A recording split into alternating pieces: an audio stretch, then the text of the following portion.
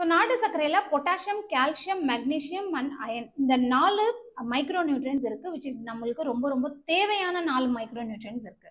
Recommended dietary allowance. So per டேக்கு ஒரு மனுஷனுக்கு எவ்வளோ பொட்டாசியம் வேணுமோ அந்த பொட்டாசியமை நம்ம நாட்டு சர்க்கரையில இருந்து மட்டுமே எடுக்கணும். அப்படின்னா 8 கப்பு நாட்டு சர்க்கரை சாப்பிடணும். அதாவது 1.5 கிலோ நாட்டு சர்க்கரை நீங்க டெய்லி சாப்பிடணும். ஒரே ஒரு வாழைப்பழத்துல உங்களுக்கு ஒரு நாளைக்கு தேவையான பொட்டாசியம் கிடைக்குது, ஆனா நம்ம எடுக்கிறதே கிடையாது. மஞ்சள் வாழைப்பழமோ இல்ல ரெட் கலர் வாழைப்பழமோ டெய்லி ஒரு வாழைப்பழம் உங்களோட ஃபுட்ல கம்பல்சரியா சேர்த்துக்கோங்க. ஒரு கப்பு கீரையில இருந்து நீங்க எடுக்க வேண்டிய அயனை நாட்டு சர்க்கரையில இருந்து எடுக்கணும் அப்படின்னா 8 கப்பு, ஆல்மோஸ்ட் வந்து பாத்தீங்கன்னா 1.25 கிலோ நாட்டு சர்க்கரை சாப்பிடணும். ஏதோ ஒரு கீரை 300 இருந்து 400 கிராம், எஸ்பெஷலி முருங்கைக்கீரையை உங்களோட ஃபுட்ல டெய்லி சேர்த்துக்கோங்க. நிறைய தேங்காய் போட்டு சாப்பிடுங்க. ஒரு கப்பு பால்ல கிடைக்க வேண்டிய கால்சியம் நீங்க நாட்டு சர்க்கரை மூலமா எடுக்கிறீங்க அப்படின்னா 17 கப்பு சாப்பிடணும். அதாவது ஒரு நாளைக்கு 3 கிலோ நாட்டு சர்க்கரை சாப்பிட்டீங்கன்னா தான் அதுல இருந்து கிடைக்க வேண்டிய கால்சியம் கிடைக்கும். ஆனா நம்ம பால் மட்டும் குடிக்கவே மாட்டோம். பாலை டெய்லி உங்க உணவுல சேர்த்துக்கோங்க.